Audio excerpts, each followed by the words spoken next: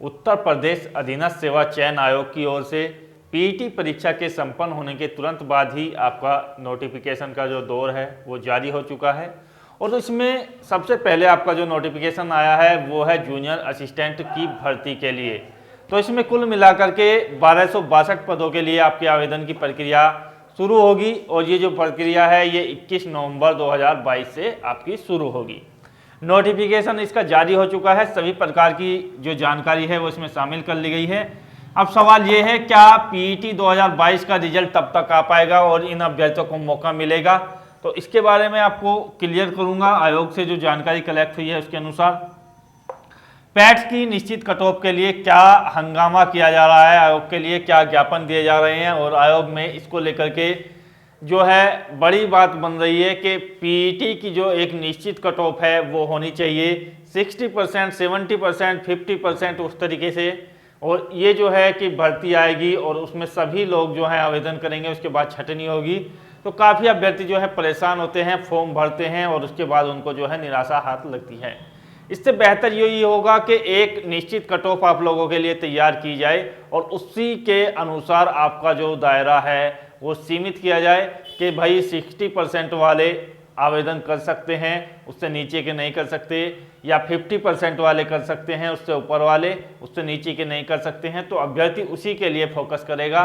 अब ये तो एक निश्चित लिमिट नहीं है कि कितनी भी ज़्यादा मेहनत कर लो और ये आपको बिल्कुल भरोसा नहीं है कि आपका जो है नंबर आएगा किसी भर्ती में या नहीं आएगा। सपोज करो किसी भर्ती में 100 या 200 पद हैं तो उसमें कितने अभ्यर्थी लिए जा सकते हैं? 1000, 2000। तो वहाँ से जो है अभ्यर्थी ये सोचेंगे कि यहाँ तो 100% वाले ही काम करेंगे, तो उसमें जो मार्किंग है, जो कितना भी बेहतर पेपर करके आए हैं वो भी रह जाएंगे। केवल कुछ ही चुने हुए अभ्यर्थी इसमें शामिल हो पाएंगे। तो दोस्तों यहाँ से पीईटी कट ऑफ को लेकर के बड़ा हंगामा है और सभी लोग जो है कमेंट्स में इसके बारे में अपनी राय दीजिए। क्या एक निश्चित कट ऑफ होनी चाहिए या नहीं होनी चाहिए? और मेरा मानना है जहाँ तक भी इसकी कट ऑफ होगी वो देखेगा जिस तरीके से आपकी जो टीचिंग एग्जाम्स होते हैं, जैसे CTET होती है आपकी, UPTET होती है आपकी, उसी तरीके से निश्चित एक दायरा होना चाहिए। जैसे कि इनमें एक लिमिट है कि आपकी अनरिजर्व कैटेगरी जो है 60% पर फाइट करती है, इससे ऊपर वाले जो है क्वालिफाई मांगने जाते हैं। OBC और SC कैटेगरी जो हैं वो यहाँ पर करती हैं 55% पे। तो यहाँ पर वही दायरा जो है इसके अनुसार होना चाहिए कि 100 में से 60 नंबर से ऊपर वाला कम से कम क्वालिफाई माना जाए और 55% में यदि रिजर्वेशन कैटेगरी है तो उनको भी क्वालिफाई माना जाए। हो सकता है कि इससे भी कम दायरा किया जाए, क्योंकि वहाँ पर जो रिजल्ट रहता है वो 30 से 40% तक आपका रह जाता है। तो 30 से 40% अभ्यर्थी की जो क्वालिफाई होने के बाद जो मार्किंग बनती है उसके आधार पर आपकी कट ऑफ लगाई जाए, मेरा ये मानना है। बाकी आपकी राय है। और हंगामा आयोग के बीच बना हुआ है, क्योंकि पिछली बार भी ऐसा हुआ था, लेकिन पिछली बार लोगों को जानकारी नहीं थी कि परसेंटाइल घोषित करेगा आयोग।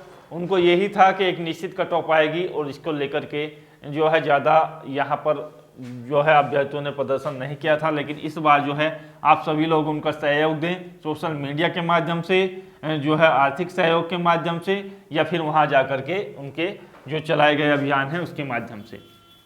आते हैं अपनी भर्ती की ओर। तो देखेगा यहाँ पर यदि बात की जाए कि पैट परीक्षा 2022 देने वाले इस भर्ती में आवेदन कर पाएंगे या नहीं, तो महत्वपूर्ण तिथियां जो हैं 21 नवंबर से आपके जो हैं शुरू होंगे आवेदन और 14 दिसंबर तक आपके जो है आवेदन जो है लास्ट डेट होगी।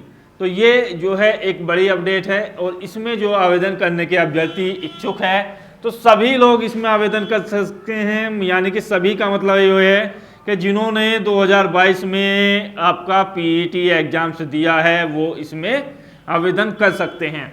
रिजल्ट आपका भले ही ना आए, आयोग का कहना है कि रिजल्ट भले ही आपका ना आए, लेकिन उसके बाद जब ये भर्ती की प्रक्रिया में आपके आवेदन हो जाएंगे उसके बाद तक रिजल्ट आ जाएगा और बाद में जब आपकी मेंस एग्जाम्स के लिए छटनी होगी तो आपको जो है बता दिया जाएगा कि आप इसके लिए योग्य हो या नहीं हो। तो सभी लोग इसमें आवेदन कर सकते हैं, चाहे किसी के कितने ही मार्क्स हैं, ये कोई बाउंडेशन नहीं है। पीईटी दिया हुआ होना चाहिए, बस इतनी इसमें क्वालिफिकेशन है फिलहाल। तो जहां तक मेरा मानना है तो 1262 पद हैं तो इसके यदि हम जो है 20 गुना भी टाइप करते हैं तो और 15 गुना भी टाइप करते हैं। हालांकि आयोग ने जो पिछली बार लेखपाल भर्ती थी उसमें क्या किया था कि आपके जो भर्ती थी उसमें से 15 से 20 गुना के आसपास अभ्यर्थियों को लिया गया था। यदि 20 गुना की बात भी की जाए तो यहाँ पर आपकी जो संख्या है वो लगभग 25,000 कैंडिडेट्स इसमें सेलेक्ट होंगे और 25,000 कैंडिडेट्स में आपकी जो टाइपिंग है वो वाले कैंडिडेट्स भी इसमें आवेदन करेंगे, क्योंकि टाइपिंग इसमें निश्चित रूप से मांगी गई है।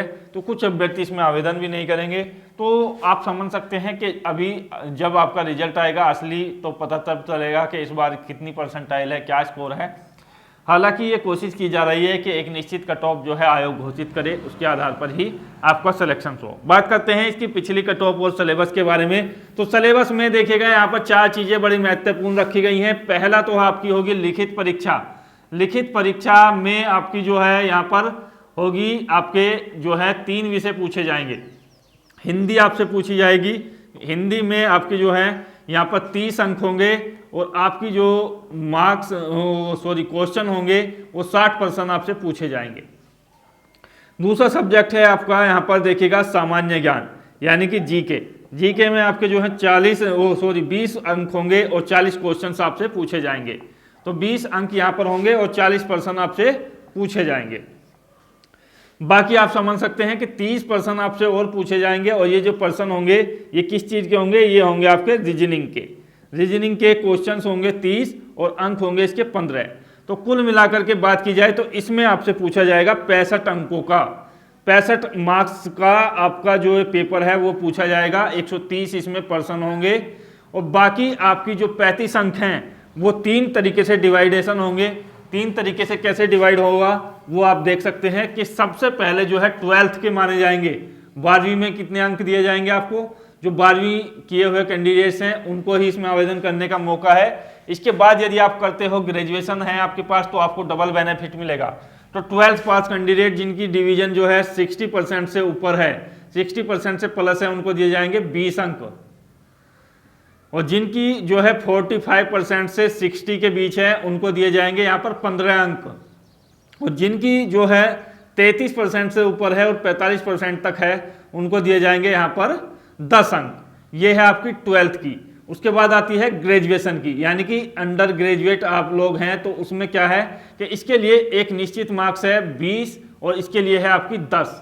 तो 10 मार्क्स में से आपको कितने दिए जाएंगे यहाँ पर, यदि आप जो है 60% से ऊपर लाते हो यानी कि 60 से प्लस में है तो आपको पूरे के पूरे 10 मिलेंगे।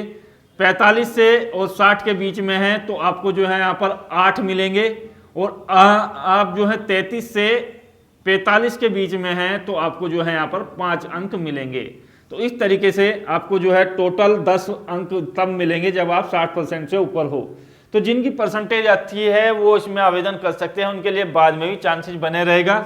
और इसमें जो है 30 अंक ये आपके हो गए हैं, लेकिन टोटल यहाँ पर जो है हमें करने हैं यहाँ पर 100 करने के लिए हमने जो बता दिया है ये जो अधिभार है ये चल रहे हैं, इसमें 5 नंबर का और अधिभार आपको दिया जाएगा। तो 5 नंबर काय के हैं, खेल के हैं।